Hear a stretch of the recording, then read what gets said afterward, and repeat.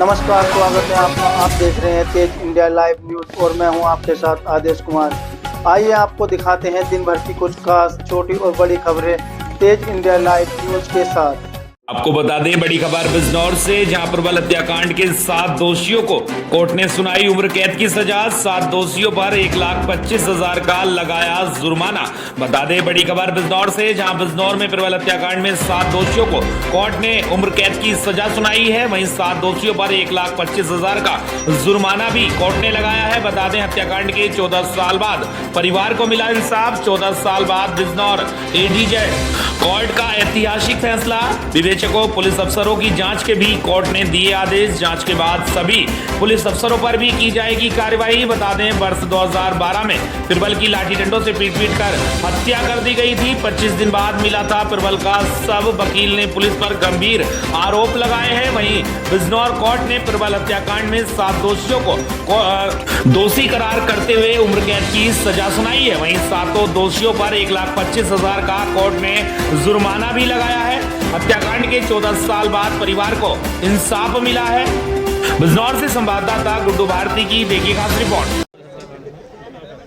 इनमें 7 मुल्जिमान को आजीवन कारावास और सबके जो है तकरीबन 1.25 लाख रुपए का जुर्माना और एसपी के और तत्कालीन एसपी और तमाम जितने जो उस टाइम विवेचक रहे उनके और सीओ के खिलाफ जो है कानूनी कार्रवाई होगी। इसका आदेश कर दिया गया है। डीजीपी के यहाँ उसका लेटर पहुंचेगा और उसके बाकायदा उसके ऊपर जो है वो बैठेगी। उनके लिए ये आदेश हुआ है कि उन्हें 90% जो फाइन इम्पोज किया गया है उसका 90% जो है वो पीड़िता को दिया जाएगा। बाकी के जो और इसमें जो शामिल थे जिनका हाई कोर्ट के अंदर केस पेंडिंग है, 319 की रिवीजन पेंडिंग है, वो जिस दिन तय हो जाएगी फिर उनके खिलाफ आगे वो कानूनी कार्रवाई चलेगी। क्या पूरा मामला था ये मामला ये था कि सन 2012 के अंदर 19/12 में शहनाई बैंक्वेट हॉल के अंदर एक प्रोग्राम था अग्रसेन जयंती का। उस प्रोग्राम के अंदर हुआ ये कि उस प्रोग्राम में प्रबल गया हुआ था। वहाँ पर किसी बात के ऊपर वो हुई और उस बात के ऊपर इन लोगों ने उसे बुरी तरीके से मारा था, पीटा और उसे उठाकर जो है जब वो मर गया उसे उठाकर उसकी लाश ले जाकर जो है गंगा में फेंक दी गई और लगातार मिसगाइड करते रहे, धोखा देते रहे। उसके उपरांत वो वहाँ पर जो है 2 लोग जो है वो अपनी बहन, उनकी बहन जो है भंवर में फंस गई थी, उसकी लाश को ढूंढ रहे थे। उनका नाम था अरविंद और परवीन। वो अपनी बहन को ढूंढ रहे थे तो वहाँ पर जो है उसकी लाश पड़ी हुई मिली, प्रबल की लाश पड़ी हुई मिली। उसकी जेब से सिम निकाला गया। उस सिम से जो है जैसे कांटेक्ट किया गया, मोबाइल में से सिम निकाल के जैसे कांटेक्ट किया गया वो प्राची को मिला। ये 25 दिन के बाद लाश मिली थी और लाश मिली थी हस्तिनापुर से। लाश गली सड़ी अवस्था के अंदर थी क्योंकि उसको डाला ही ढंग से गया था। लेकिन लाश की एक बड़ी स्पेशल पहचान थी। उस बच्चे का जो है, उस लड़के का जो था ना, वो अंगूठी पे उंगली पे उंगली चढ़ी हुई थी एक पैर की। फादर ने जाकर मोजा उतरवाया तो उंगली के ऊपर उंगली चढ़ी हुई उन्हें नजर आई। ये उसकी सबसे बड़ी निशानी थी। दूसरी उसकी पहचान जो है उसके सिम से और मोबाइल से हो गई थी। पर क्या कहना चाहेंगे? पुलिस कार्रवाई बड़ी शिथिल थी और बहुत कमज़ोर जो है नी केस डायरी दाखिल की गई थी ताकि मुकदमा चल ना सके और ये मुकदमा जो है ख़त्म हो जाए। इसी वजह से जो है उसमें इतने छेद कर दिया गया था कि ये कश्ती चलने लायक थी ही नहीं। ये हमारी ये पीड़िता का प्रयास था और हमारी मेहनत थी जो उसको वहाँ तक। और जज साहब की इस सोच के लिए मैं इस बात के लिए कहूँगा कि उन्होंने बारीकी से उसे पढ़ा और पढ़ने के बाद उस चीज़ को देखा और उन कमियों को समझ गए कि ये सारी कमियां की गई भी पुलिस की हैं। इस वजह से जो है पुलिस के खिलाफ कार्रवाई की। बता दें खबर बिजनौर के बड़ापुर थाना क्षेत्र से, जहां बड़ापुर थाना क्षेत्र के ग्राम इनायतपुर में जंगली हाथियों ने किसानों की फसलों को रौंदकर बर्बाद कर दिया। हाथियों का झुंड जंगल से निकलकर किसानों के खेतों में दाखिल हो गया और गन्ने की लगभग 50 बीघा फसल को रौंदकर बर्बाद कर दिया। इतना ही नहीं, किसान राजेंद्र सिंह का ट्यूबवेल भी तोड़ दिया, जिससे किसान का लाखों का नुकसान हो गया। किसान राजेंद्र सिंह में किसान बलराज सिंह का कहना है कि किसान पहले से ही बर्बादी की कगार पर है। गन्ने की फसल में आई बीमारी और महंगाई ने किसानों की कमर तोड़कर रख दी। अब जंगली हाथियों ने जिस तरह से फसलों को रौंद दिया, किसान बर्बाद हो गए हैं। वन दरोगा अजय सिंह का कहना है कि वन विभाग की टीम मौके पर पहुंचकर किसानों के नुकसान का आकलन कर रही है। बिजनौर के बड़ापुर से संवाददाता गुड्डू भारती की देखिए खास रिपोर्ट। जी, क्या नाम आपका? सतपाल। रात आपके खेत में हाथी आए थे, क्या कहना चाहेंगे? जी साहब, हाथी आए थे, हमारा तो काफी नुकसान कर गए। कम से कम 9-10 थे, जना 15 थे, जो अब पता नहीं। साहब हम भी आए, एकदम ये तो है साहब, ये जानवर है कि लील गाँव भगा दो, बड़ी मुश्किल से आए। ट्रैक्टर भी लाए, जंगलात वाले भी आए बेचारे। बहरहाल हमारी सुनवाई नहीं होती। कितना को नुकसान कर गए? नुकसान 40 बीघा चाक है, इसमें तहस महस मचा गए।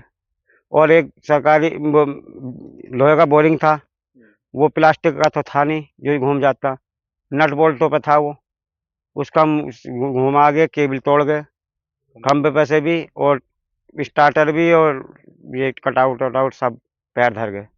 क्या चाहते हैं आप लोग? आप हमारी सुनवाई हो कुछ ना कुछ। जी क्या नाम आपका? मेरा नाम राजेंद्र सिंह है। आपके खेत में रात हाथी आए थे, क्या कहना चाहेंगे? हमारे खेत में सर 8-10 हाथी आए हैं, गिनती तो खैर नहीं कर सकते, देखो जब चारों तरफ बेहिसाब घूमे हैं। लेकिन हमारा लगभग 40 बीघा खेत है, 40 बीघे में कहीं भी 1 बीघा जमीन ऐसी नहीं छोड़ी जहां हाथी ने नुकसान न करा हो। बहुत ही बेहिसाब हाथी नुकसान कर रहे हैं। क्या का नुकसान किया आपका? हमारा गन्ना बहुत ज़्यादा अधिक मात्रा में तोड़ा गया, बहुत ही ज़्यादा। एक हमारा समरसेबल कुआं था खेत के अंदर, जिसमें लाइट का कनेक्शन है, और रात हाथी ने हमारा ऊपर से जो है ट्यूबवेल का पाइप पकड़ के उसे ऐंठा है, तोड़ दिया गया। नीचे से कहीं से टूटा है, और स्टार्टर तोड़ा है, और जो बिजली के तार थे वो सब तोड़ के नष्ट कर दिए गए हैं। क्या उस टाइम लाइट नहीं आ रही थी क्या? ना, उस दिन लाइट नहीं थी रात को। वैसे रात को लाइट कम आती है, किसी दिन भले ही आ जा, नहीं तो रात को लाइट कम आ रही है, इस वजह से पता नहीं कोई अनहोनी से बच गए, नहीं तो बिजली अगर आती हुई होती तो पता नहीं क्या अनहोनी हो सकती थी। फिर क्या अगर किसी वजह से हाथी करने लग जाता तो वन विभाग वाले आपको दोष देते? नहीं, वन विभाग का तो ये पुराना रीति रिवाज है एक तरह से, कि किसान के खेत में अगर कोई भी जीव मरता है, किसी तरह से किसी को कोई हादसा होता है, तो वो किसान को ही दोषित करते हैं। अब ये बताओ, किसान अपनी खेत की रक्षा नहीं कर सकता तो जीवों की रक्षा कैसे करेगा? अभी तो बिजली का ट्यूबवेल है, अब इसका कोई ये थोड़ी कि टाइम टेबल बंधा हुआ है बिजली का, बिजली तो रात को भी आती है। तो क्या ये नीचे से टूट गया आपका बोरिंग? हाँ, ये पक्का हम नहीं कह सकते कि कितने फीट नीचे से टूटा, लेकिन ये जो ट्यूबवेल है ये लोहे का है, और ये घूमने वाला, मतलब इधर उधर घूमने वाला नहीं है, स्थायी है। अगर इसे घुमाया जाता है तो बोल्ट खोल कर घुमाया जाता है। अब ये कहीं नीचे से कहीं टूटा है, ये बोरिंग का मुंह उत्तर साइड को था। क्या चाहते हैं आप? देखो, हम तो सरकार से, वन विभाग से एक विनती करना चाहते हैं कि भाई अपने जीवों की रक्षा करें। इन खेतों के अंदर जो है, खेतों को किसानों का बहुत बड़ा नुकसान हो रहा है, और हमने पहले भी कई बार शिकायतें करी हैं, लेकिन इस पर अभी तक कोई भी जो है विचार नहीं करा गया। बता दें खबर बिजनौर के नजीबाबाद से, जहां बिजनौर के नजीबाबाद में कांवड़ यात्रा को सकुशल संपन्न कराने को लेकर उप जिलाधिकारी नजीबाबाद निरीक्षक राकेश कुमार व नायब तहसीलदार नजीबाबाद ने ड्रोन कैमरे से व्यवस्थाओं का लिया जायजा। मोटा महादेव मंदिर कांवड़ मार्ग का लिया गया जायजा। बता दें, कांवड़ियों की गुलदार से सुरक्षा को लेकर ग्राम नियामतपुर, ग्राम जटपुरा बोंडा से लेकर कोटावाली पुल तक कांवड़ मार्ग के आसपास गुलदार की ड्रोन कैमरे से निगरानी की गई। निरीक्षक राकेश कुमार कांवड़ यात्रा को लेकर सख्त दिखाई दे रहे हैं। वहीं कांवड़ मार्ग पर पुलिस बल भी तैनात किया गया है। कांवड़ यात्रा की सुरक्षा को लेकर रोड डाइवर्ट भी किया गया है। बिजनौर के नजीबाबाद से संवाददाता धनेंद्र कुमार की देखी खास रिपोर्ट। बता दें खबर उत्तर प्रदेश के जनपद मुजफ्फरनगर से, जहां पूरा गांव निकला कांवड़ यात्रा पर 200 शिव भक्तों का जत्था मुजफ्फरनगर पहुंचा। मध्य प्रदेश के मुरैना जिले के कुआंपुर गांव के 200 शिव भक्त एक साथ ला रहे खड़ी कांवड़। बता दें, 8 जुलाई को गोमुख से उठाया पवित्र गंगा जल। 800 किलोमीटर से अधिक की पद यात्रा, प्रतिदिन 40 से 50 किलोमीटर पैदल चल रहा पूरा जत्था। दल में 6 से 7 महिला शिव भक्त भी पूरी श्रद्धा के साथ शामिल। पिछले वर्ष कुछ श्रद्धालु ही आए थे, इस बार पूरे गांव ने लिया सामूहिक संकल्प। बता दें, एक साथ 200 कांवड़ियों को देखकर मुजफ्फरनगर ने लोगों की उमड़ी भीड़। बता दें, शिव भक्त बोले, जिस बाबा भोलेनाथ का बुलावा आता है वहीं कांवड़ लेकर निकलता है। सामूहिक आस्था और एकजुटता का बना अनोखा उदाहरण। मुजफ्फरनगर से संवाददाता सत्येंद्र कुमार की देखी खास रिपोर्ट। बता दें खबर उत्तर प्रदेश के जनपद हापुड़ से, जहां हापुड़ के गढ़गंगा सावन महा एवं कांवड़ यात्रा के दृष्टिगत गंगा घाटों को पुनः स्थलीय निरीक्षण किया गया। निरीक्षण के दौरान घाट पर सुरक्षा व्यवस्था, बैरिकेडिंग, प्रकाश व्यवस्था, पेयजल साफ सफाई, गोताखोरों की तैनाती तथा श्रद्धालु के लिए की गई सुविधाओं का बारीकी से जायजा लिया गया। निरीक्षण के दौरान संबंधित अधिकारियों को निर्देशित किया गया कि आयुक्त महोदय के निर्देशों के क्रम में कांवड़ यात्रा से संबंधित सभी व्यवस्थाओं को शीघ्र पूर्ण करते हुए अंतिम रूप प्रदान किया जाए। घाटों एवं कांवड़ मार्गों पर सुरक्षा के सभी मानकों का कड़ाई से पालन सुनिश्चित किया जाए तथा बैरिकेडिंग, प्रकाश व्यवस्था, पेयजल स्वच्छता एवं चिकित्सा सुविधाओं को पूरी तरह क्रियाशील रखा जाए।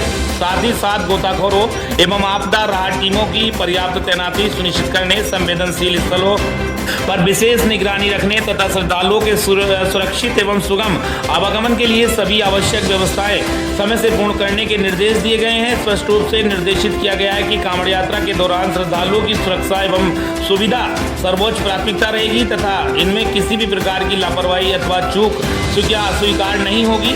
सभी संबंधित अधिकारी एवं विभाग की टीमों को 24/7 फील्ड में उपस्थित रहकर निरंतर निगरानी एवं समन्वय बनाए रखने के निर्देश दिए गए हैं, जिससे कांवड़ यात्रा शांतिपूर्ण व सुरक्षित एवं सुव्यवस्थित रूप से संपन्न कराई जा सके।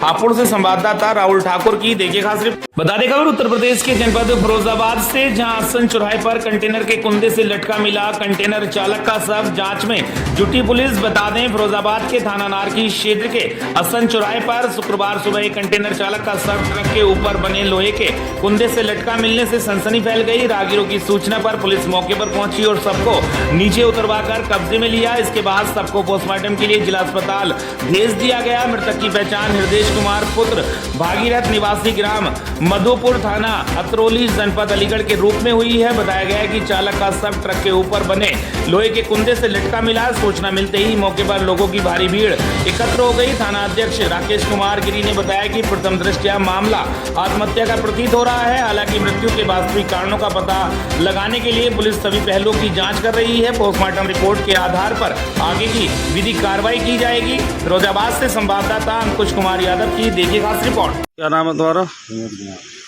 ये कौन सी जगह पड़ती है, क्या घटना हुई है? ये असन चौराहे पे गुजरात मार्केट के सामने मेरी दुकान है। मैंने सुबह 4:45 पर खोलने के लिए यहाँ पहुँचा। यहाँ गाड़ी खड़ी है, एक ट्रक है और इसमें उसका शीशा टूटा हुआ था, कांच मुझे नीचे दिखा। मैंने देखा तो ये फांसी में लटका हुआ इंसान मिला। मेरे पास पुलिस का फ़ोन नंबर था नहीं, 1 से 12 पर लगाया नहीं। फिर मैंने अपने एक साथी सुभाष को फ़ोन किया, पुलिस चौकी को फ़ोन कर सूचना दिलाई। तुरंत ही पुलिस आई है यहाँ पर, उसने उसे फांसी से नीचे उतारा है और ये घटना है वो सब आपके सामने है। बता दें खबर बिहार के बगहा पश्चिमी चंपारण से, जहां बगहा अंतर्गत पार प्रखंड पिपरासी पंचायत शोराहा भीलोडबा टोला निवासी 18 वर्षीय गुड़िया कुमारी अचानक घर से 3 दिन पहले गायब हुई थी, जिसमें पिपरासी थाने को कोई आवेदन प्राप्त नहीं हुआ था। घर के परिजनों द्वारा गुपचुप खोज की जा रही थी। अचानक सूचना मिलते ही पिपरासी थाना अध्यक्ष राजीव कुमार शर्मा द्वारा टीम गठित कर शव को पहचान कर बरामद किया गया। सिंचाई विभाग बांध से लगभग 20 मीटर की दूरी पर शीशम के पेड़ में लाल रंग के दुपट्टे से लटकी पेड़ से सब बरामद किया गया है। पोस्टमार्टम के लिए बगहा अनुमंडल अस्पताल भेज दिया गया। पोस्टमार्टम रिपोर्ट जांच के अनुसार कानूनी कार्रवाई की जाएगी। मौके पर उपस्थित SI Dharmendra Kumar Singh, SI Monu Kumar, police बल के जवान एवं सैकड़ों ग्रामवासी मौजूद रहे। ग्रामीणों में दहशत का माहौल।